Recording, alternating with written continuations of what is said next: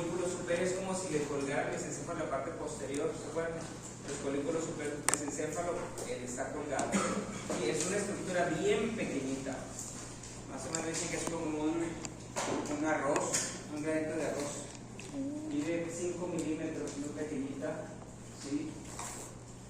Y pesa más o menos como unos 150 miligramos, es lo que dicen los libros, ¿verdad? ¿Okay? Aquí lo que vamos a ver es la función, ¿sí? La función del epitálamo, y aquí lo tenemos, ahí está otra vez. ¿Okay? El epitálamo está relacionado también con los cuerpos sabelulares, estos sí están a un lado. El epitálamo es único, es una sola estructura y tiene los cuerpos sabelulares a los lados. ¿Okay? Y estas tres van a formar lo que es el epitálamo. Y ahí ustedes lo pueden ver. ¿Sí? El epitálamo tiene dos estructuras, los núcleos sabelulares y lo que es la glándula pineal. ¿Okay? Se llama glándula pineal porque parece una finita, pero así, mínima. ¿Okay? Entonces ven ustedes las aferencias, va hacia el cuerpo amigdalino, ¿sí? Y al fornix, y eso tiene que ver con las emociones. Sí. ¿Okay? Va a mandar también eferencias hacia el mesencéfalo del tallo, y eso tiene que ver con el estado de alerta, o más bien va a tener que ver con lo que es el sueño y otras funciones que son. Esta es la vía que toma, ¿sí? La vía olfatoria para llegar al tálamo. ¿Okay? Aquí está el centro de integración de referencias olfatorias, viscerales y somáticas. ¿Okay? El epitálamo.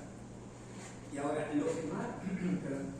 lo que más se ha estudiado del epitálamo en relación a la glándula pineal es que su formación de la melatonina, ¿verdad? Es lo que más se ha estudiado acerca se decía que la melatonina era el glándula pineal que se producía la melatonina, pero realmente se produce en muchas partes del organismo la melatonina y a más grandes cantidades que en la glándula pineal. ¿Okay? Por eso la melatonina tiene muchísimas funciones. ¿Okay? Y donde haya serotonina se va a producir de alguna manera melatonina. ¿Por qué? Porque ese es el sustrato de la formación de melatonina. Si ustedes se dan cuenta aquí la bioquímica, empieza triptófano, que es el aminoácido, no lo están viendo, ¿verdad? Triptófano, ¿lo ven? Después 5-hidroxitriptófano, ¿verdad? Y así es hasta llegar a la melatonina. O sea, por la vía de la serotonina se produce melatonina. Es por eso que el intestino también produce melatonina, el hígado, el hueso y todas esas. Muchas estructuras van a formar melatonina. La característica de la glándula pineal es que no tiene barrera hematoencefálica. Entonces eso es muy importante. ¿Por qué? Porque va a poder, sí tiene astrocitos y sí tiene dos neuronas que se llaman pinealocitos, sí, pero no va a tener la barrera hematoencefálica como la conocemos, de tal manera que van a poder afectar o van a poder llegar medicamentos o algunas otras cosas. Bueno, ¿cómo se produce la melatonina? Pues, ¿y por qué la melatonina no interviene en el ciclo circadiano? Bueno, pues mediante esta vía, vean ustedes, el ojo, ¿sí? ¿Okay? La luz va a recibir información, ¿quién? ¿Ya lo conocen ustedes? El núcleo supraquiasmático. El núcleo supraquiasmático también va a activar al núcleo paraventricular de alguna manera. Cuando se activa, ¿sí? Cuando se activa el núcleo supraquiasmático, vamos a suponer, la luz se estimula el núcleo supraquiasmático y va a inhibir toda la formación de melatonina, la luz. Entonces, al inhibir la luz, la melatonina, ¿sí? Entonces evidentemente la persona va a estar despierta. ¿Okay? Ahora, cuando llega la oscuridad, también se estimula el núcleo supraquiasmático, pero para producir melatonina. Es bien interesante porque este efecto, esta vía tiene que llegar hasta la columna, hasta la cordón espinal. Va a activar al núcleo estrellado, simpático superior, del cervical superior. Lo activa y ahí manda la información hacia lo que es la glándula pineal para que se forme la melatonina.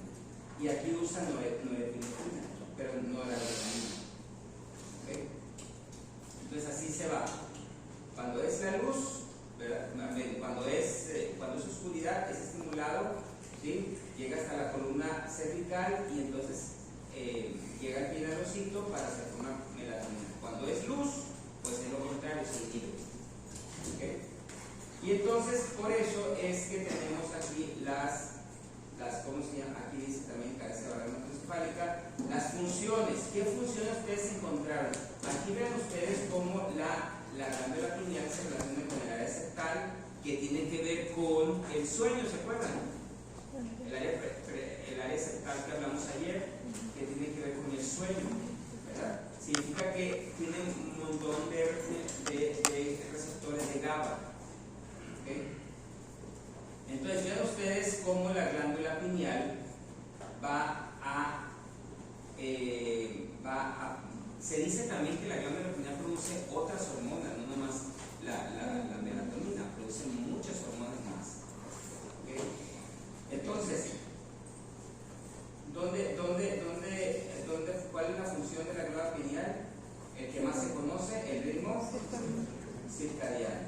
También la secreción de serotonina va a inhibir a las hormonas gonadotrópicas, es decir, en el sueño.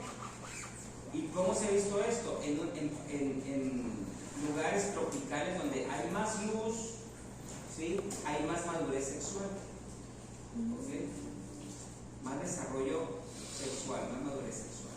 En cambio, donde hay menos luz, como hay más melatonina, inhibe las gonadotropinas, entonces hay disminución de la pubertad, que es más tardía. En cambio, donde hay más luz, la pubertad es más temprana. ¿Okay?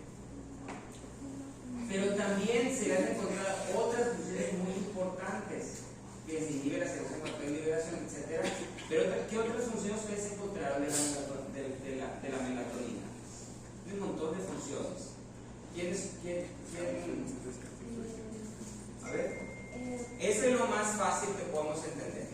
La melatonina en el sueño, pero cuando está el sueño tiene que ver con la melatonina tiene que ver con el sueño, pero las funciones del sueño. ¿Qué pasa en las funciones en el sueño? Reduce el riesgo de obesidad y de enfermedades cardiovasculares. Reduce el riesgo de enfermedades cardiovasculares. Muy bien, ¿qué más?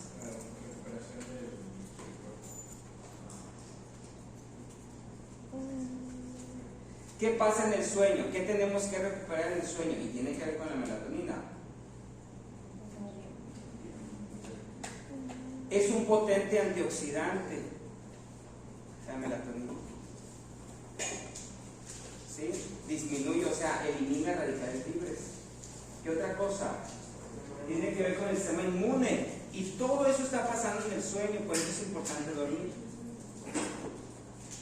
El sistema inmune tiene dos efectos. Disminuye el cortisol, por lo tanto es un potente antiinflamatorio, ¿verdad? Es un antiinflamatorio y aparte también es un potente anticanceroso, como estimula los linfocitos, ¿verdad? Entonces va a hacer que haya más células que puedan de alguna manera destruir células tumorales. ¿Okay? En el sueño, ¿qué pasa? También crecen los adolescentes. Por eso es que la melatonina, los picos más altos están desde el nacimiento hasta los 10 años, 12 años. Y ahí empieza a disminuir. ¿Okay? Porque también estimula la hormona del crecimiento. La hormona del crecimiento, ¿cuándo se secreta? En la noche, ¿verdad? En la noche. Entonces, la melatonina estimula, ¿sí?, la hormona de crecimiento y por lo tanto hay, en los huesos, etcétera, etcétera. Ayuda también, ya les dije, al sistema inmune, ¿verdad?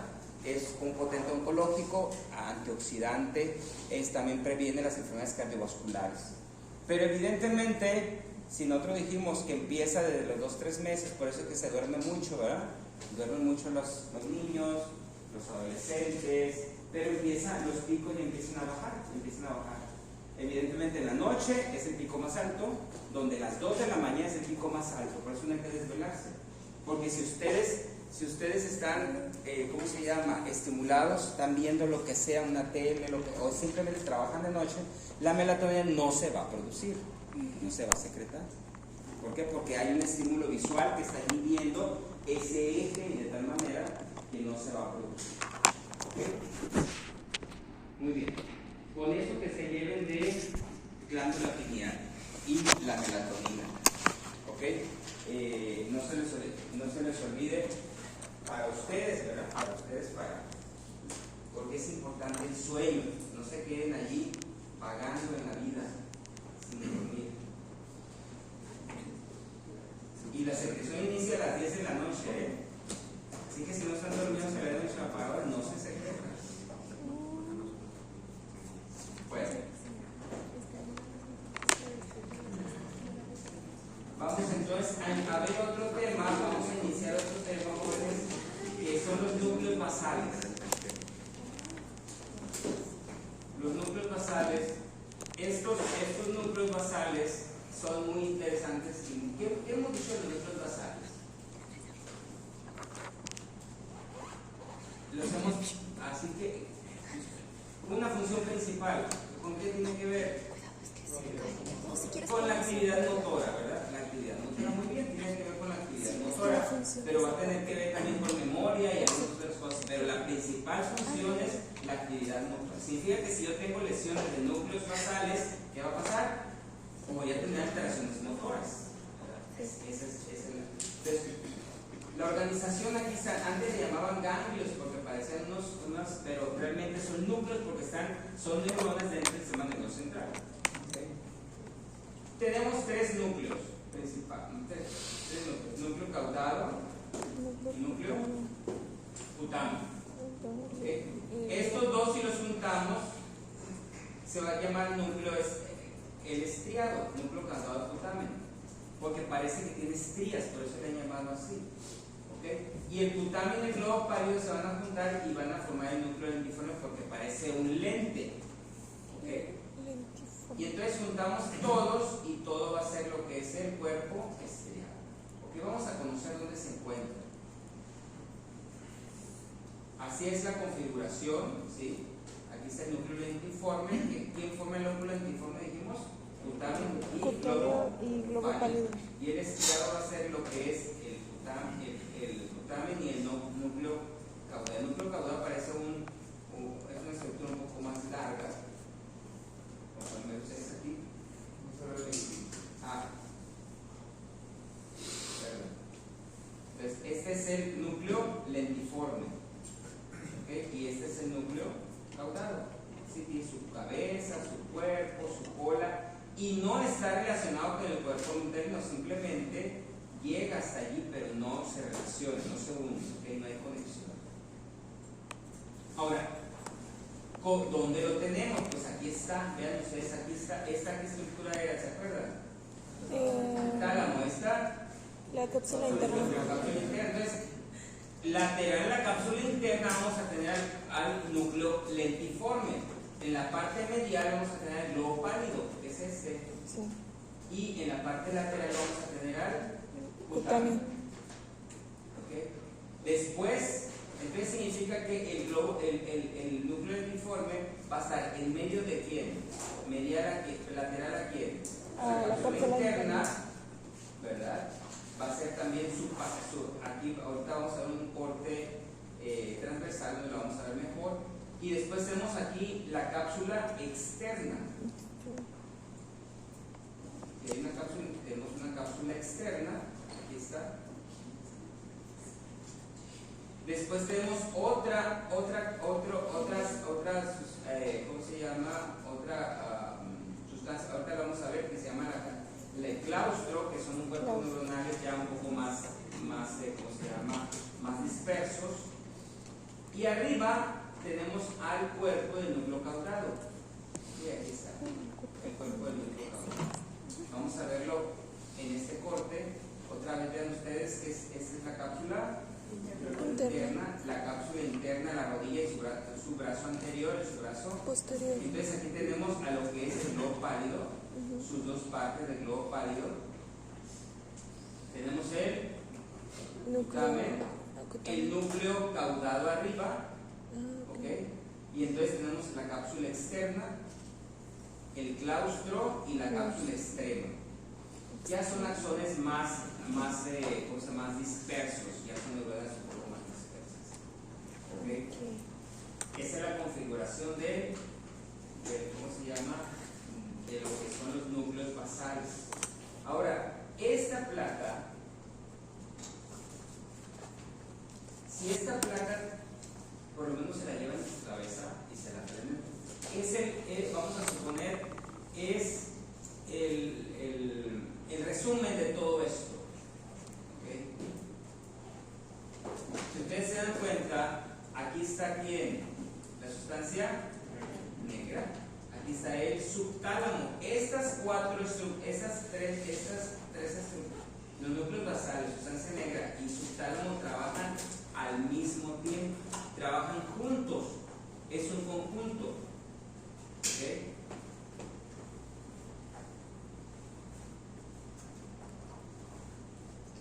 Claro, el subtálamo es del diencéfalo, ¿verdad? La sustancia negra es del mesencéfalo y estos son los núcleos basales. Junto con los núcleos basales, aunque no está aquí descrito, porque es muy difícil describirlo, ¿sí? Voy a poner esta diapositiva así. Aquí también tenemos, en la parte anterior, tenemos unos núcleos que tienen que ver con también núcleos que se llaman núcleo accumbens, con dos Cs, accumbens. Núcleo accumbens y otra sustancia que se llama sustancia innominada. Estas dos estructuras son muy importantes porque el núcleo accumbens está relacionado con los núcleos basales. ¿Han escuchado el núcleo accumbens ustedes? ¿Sí? Okay. El núcleo accumbens es el centro de la recompensa, ¿verdad? El centro de la recompensa y su neurotransmisor más importante es la dopamina. ¿Okay? El centro de querer algo, ¿verdad? El centro del placer, de la recompensa, de si lo hago me voy a sentir bien, ¿verdad? Y esa es el núcleo accumbens y su neurotransmisor es la dopamina. En cambio, la sustancia innominada que se encuentra aquí en la parte anterior, vamos a poner, aunque aquí no está, pero se encuentra, voy a poner esta ahora aquí en la parte anterior e inferior. Esa sustancia innominada tiene acetilcolina y va a tener que ver con la memoria. ¿Ok? ¿Ves? Esas estructuras no se les olvide que son parte de los núcleos basales. Entonces, nomás los núcleos basales tienen que ver con los movimientos. Ahora vamos a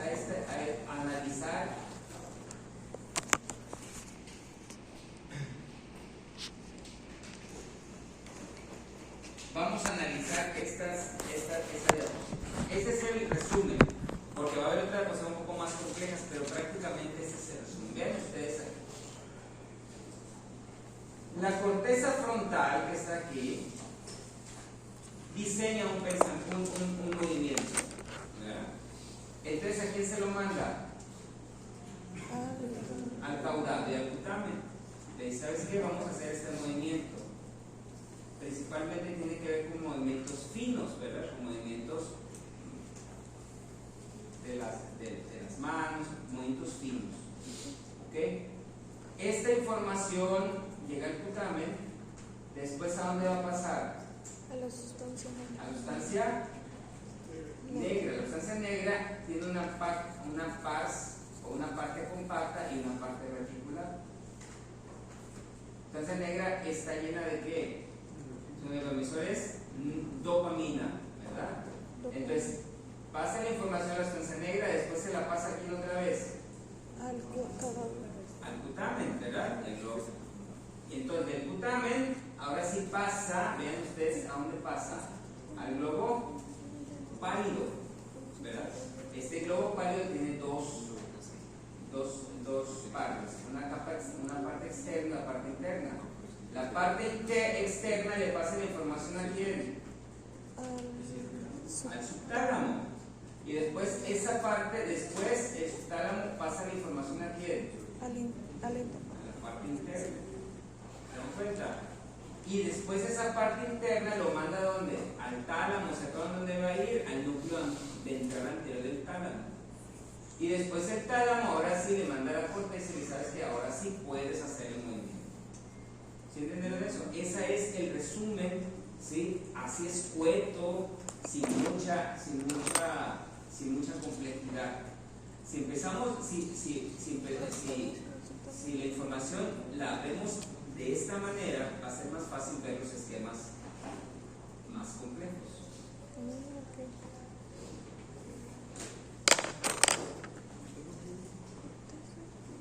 ¿Sí entendieron eso? Sí. ¿Mande? Núcleo ventral anterior. Recuerden que los anteriores son ¿qué? Son motores. Los posteriores eran sensitivos, ¿se acuerdan? ¿Okay? Núcleos ventrales posteriores son sensitivos. Todo lo posterior es sensitivo y lo anterior ventral va a ser lo motor. ¿Cómo ven? ¿Sí más o menos agarrar la onda aquí?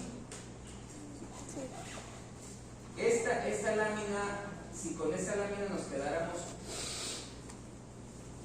por lo menos ya es el 50% de la información que quiero dejarles. O más. Una pregunta. Sí. Me perdí en donde dijo por qué pasa del externo y luego al subtalámico y luego para arriba, para el interno otra vez. No, pues sigue la filosofía. O sea, sí, pero ¿por qué tiene que pasar por el subtalámico? Ah, muy buena cosa. ¿Por qué tiene que pasar por estos? Porque estos están regulando a la información. De alguna manera todos estos están involucrados en la regulación. Más adelante vamos a ver cómo lo hacen. ¿Okay? ¿Cómo lo hacen? Pero lo que quiero nomás es que ustedes vayan viendo cómo va la secuencia de eventos de las conexiones que tienen. ¿Okay? Entonces otra vez, la información, ¿de dónde viene? De la corteza. La corteza frontal, donde se diseña el pensamiento, se diseñan los movimientos. Pasa al putamen encaudado, después ese le pasa la información a la sustancia negra, vuelve a mandar información hacia acá, después le manda, o sea, no se pueden brincar los eventos, es lo que les estoy intentando hacer, no se brincan los eventos. ¿Sí? Después es muy ordenado, pasa al globo pálido, el globo pálido le pasa información al subtálamo, después se regresa y de la parte interna va a salir, ¿de dónde? De aquí no pasa para acá, del subtálamo no pasa al tálamo, ¿se dan cuenta? Aquí le pasa la información al final, la eferencia, en la parte interna del globo pálido. ¿Okay? Y ahora sí va al tálamo, y ahora sí el tálamo va a la corteza, y ahora sí la neurona motora superior va a bajar, va a descender, a actuar sobre la neurona motora inferior. ¿Okay?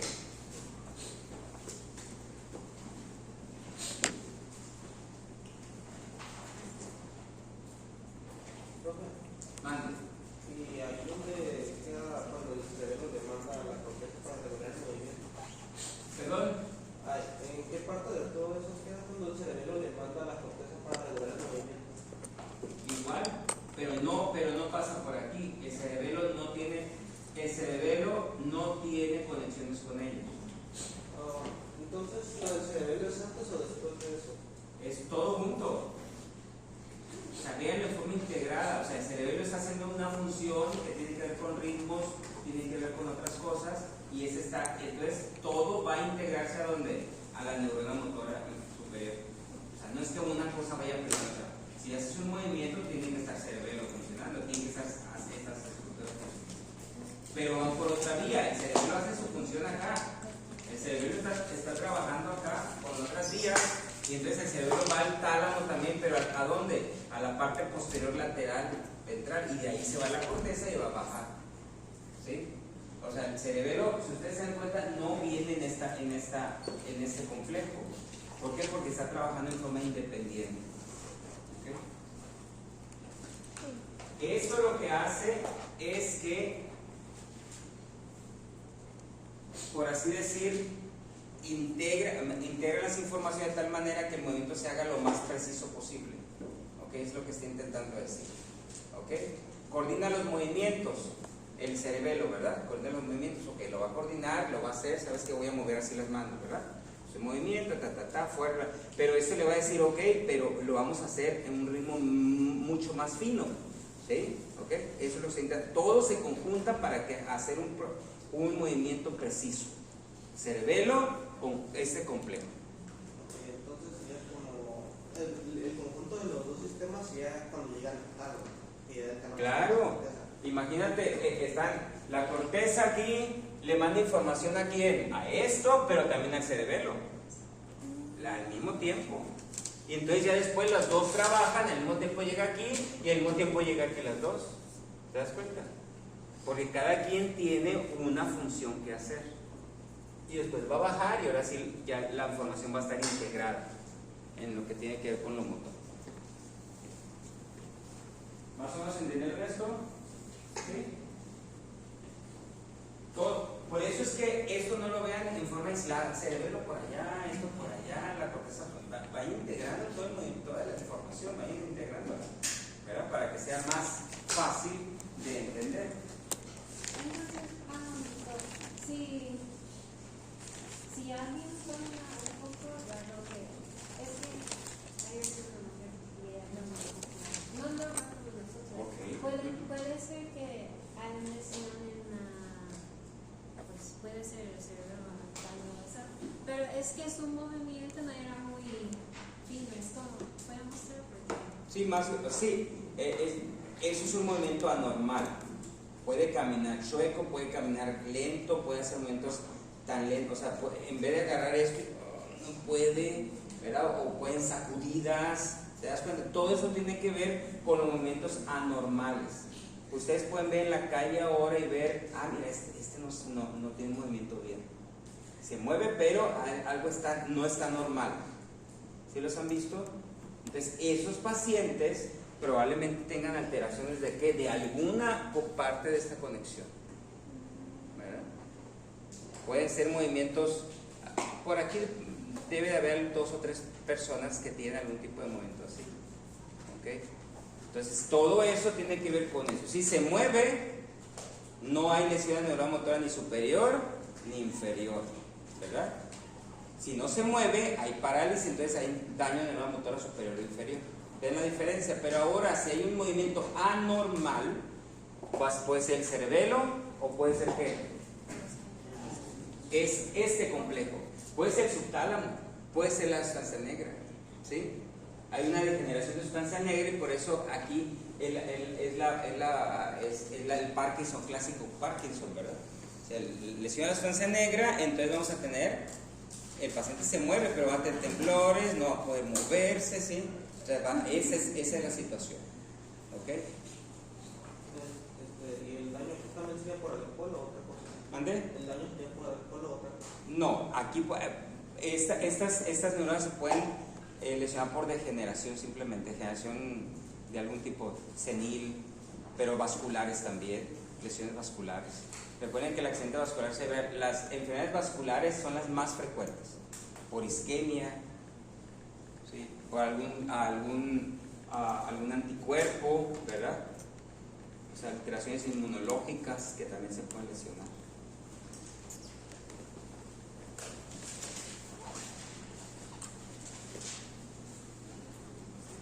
Muy bien.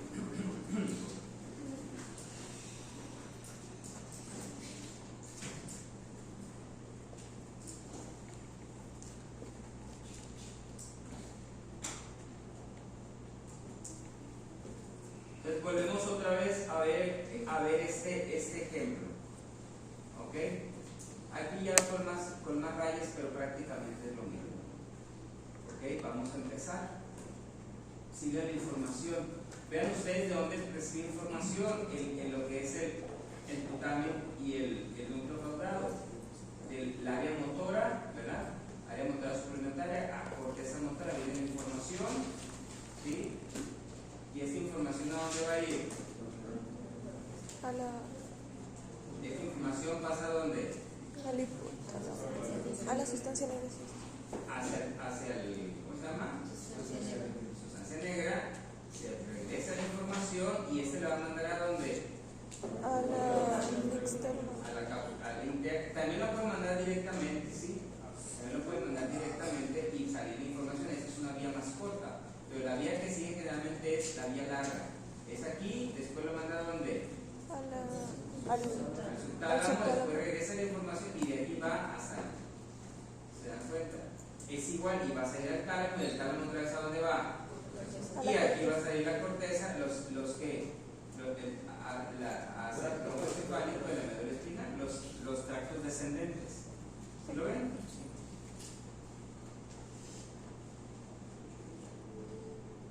Ok.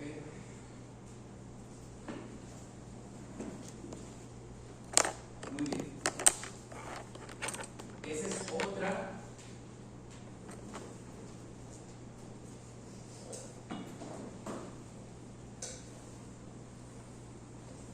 Es lo mismo, podemos ver las mismas conexiones. Vamos a ver otra vez. Corteza, ¿a dónde va? Al núcleo caudal. Después manda la información a dónde es. Sustancia negra. Después regresa la información hacia dónde. Y después pasa Al subtálamo. Este le manda información a quién. Al subtálamo. Al subtálamo, perdón, regresa la información y ese pasa la información al Tálamo. tálamo, núcleo ventral, aquí está. Okay. Y este entonces ahora hacia dónde manda la información hacia A la corteza de la corteza van a pasar los fibras córtico. espinal. Y estas son aferencias, ¿verdad? Aquí está subiendo la aferencia, aferencias hacia el tálamo. Bueno, esa es la idea de cómo trabaja lo que son el complejo nuclear, núcleos basales. ¿Okay? Entonces, aquí tenemos los circuitos, ¿verdad? Los circuitos motores, pues es el que estamos hablando, el circuito motor. Pero también tiene un circuito cognitivo, es decir, un circuito que va a las cortezas, o sea, que ya tiene los movimientos estereotipados porque tiene memoria, ¿verdad? Tiene memoria de qué se hizo, igual que el cerebro tiene memoria también de los movimientos que ya se hizo, entonces también tiene memoria de movimientos. ¿Okay? Y de conciencia también de qué se hizo. ¿Okay? Y también tiene el circuito ¿cuál? Núcleo accumbens, que tiene que ver con lo que es la gratificación. ¿Okay? Este núcleo accumbens es estimulado por el área tegmental ventral. El área tegmental ventral es el área donde se forma la dopamina, donde se secreta dopamina, área tegmental ventral. ¿Okay? El área de secreción de dopamina, y entonces por eso vamos a tener varios circuitos dopaminérgicos. Más adelante vamos a ver eso, y uno de ellos es el circuito mesolítico, que tiene que ver con el núcleo accumbens. Y eso tiene que ver con el centro de la recompensa. ¿Sí? Todo lo que tenga que ver con recompensa, ¿sí?, se estimula el núcleo accumbens. Por eso es que las adicciones, ese es el centro de las adicciones. ¿Okay? La persona inicia, ¿verdad? Hay una secreción de dopamina exagerada de tal manera que se activa el núcleo accumbens y al siguiente día quiere volver a repetir esa recompensa, ¿verdad? Y vuelve otra vez a hacerlo. Y al siguiente día quiere más y quiere más y quiere más. ¿Y por qué está subiendo? Porque los receptores se insensibilizan. Entonces necesita un estímulo más grande para que los receptores vuelvan a activarse. ¿Okay? Por eso ese es el fenómeno de las adicciones, o la complejidad de las adicciones. ¿Mande? Y suponiendo que se pudiera quitar ese núcleo, ¿sería más fácil eliminar las adicciones? No se puede eliminar el núcleo. O sea, suponiendo. Pues eliminaría todo lo que tiene que ver con sensación, porque el placer y la recompensa tiene su sustrato fisiológico, si no tuvieras motivación. O sea, la motivación tiene que ver con dopamina, entonces eso te motiva a hacer algo, ¿sí me explico? Les motiva. Y el núcleo accumbens tiene esa función. Voy a recibir algo, por eso lo voy a hacer. ¿Se dan cuenta? Pero el problema es que no nos puede aquí entra todo lo que tenga que ver con motivación. Hacer algo bien, pero también hacer algo mal. El problema es que el hacer algo mal, la gratificación es más... el problema de la gratificación es que estamos acostumbrados a una gratificación rápida, ¿sí? ¿Okay? Una sensación de placer rápido. Entonces, al no saber retrasar la gratificación, es donde el núcleo accumbens nos está rebasando. ¿Se dan cuenta? Y ahí vienen las adicciones. No hay control. ¿Por qué? Porque tenemos nosotros controladores fisiológicos también. ¿Sí? Controladores fisiológicos de dopamina. Pero las adicciones elevan los niveles de dopamina a 10 veces más. Entonces no hay control sobre eso. ¿Sí? Siempre, o sea, el placer de comer, las relaciones sexuales, todo es fisiológico, pero tiene un controlador fisiológico. ¿Sí? Tenemos saciedad y decimos, ok, ya se acabó. Pero no estamos come. ¿Okay? Entonces, esa es. Pero en las adicciones no hay controlador fisiológico. Entonces, sigue. ¿Sí? Y una de las cosas que tenemos que aprender es, ¿cómo se llama? Atrasar la recompensa. ¿Okay? Atrasar la recompensa. Es decir, quiero algo, pero mejor me voy a aguantar, ¿verdad? Y eso hace que la dopamina no se secrete de tal manera que nos gane lo que queremos. ¿Okay? Si nos secreten otras sustancias, ¿para qué agudice la área prefrontal más? Si nosotros dejamos que solo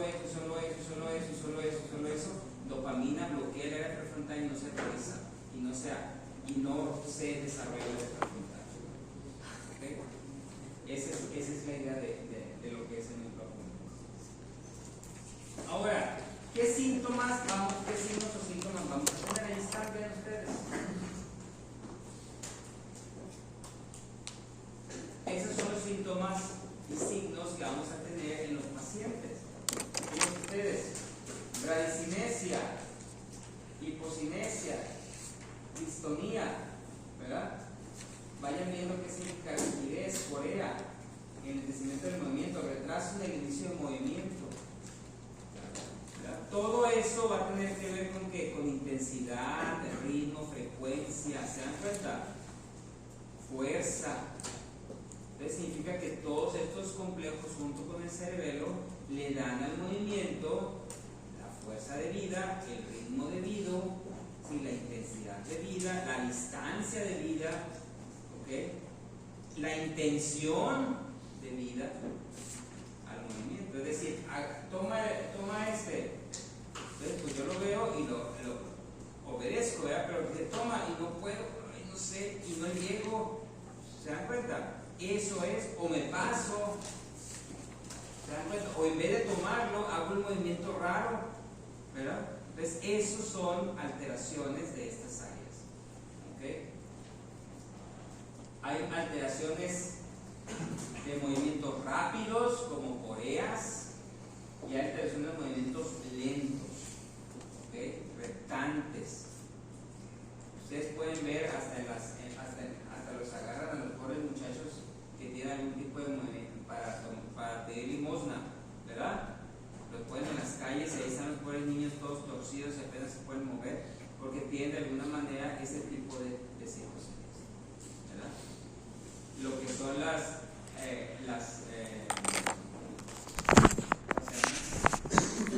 los tics, ¿verdad? Movimientos también tienen que ver con eso. Bueno, entonces aquí están algunas funciones.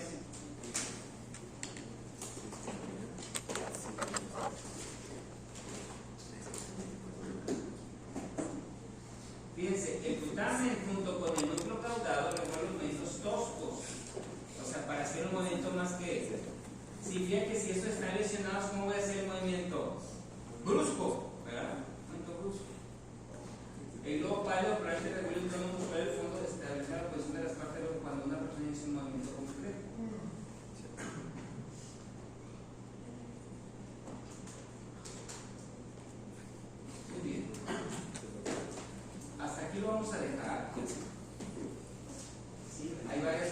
para la otra semana, ahora sí vamos a hacer papeles, vamos a hacer todo y vamos a terminar con esto y vamos a empezar con corteza cerebral. Ya en la última, y es lo último que vamos a ver, corteza cerebral.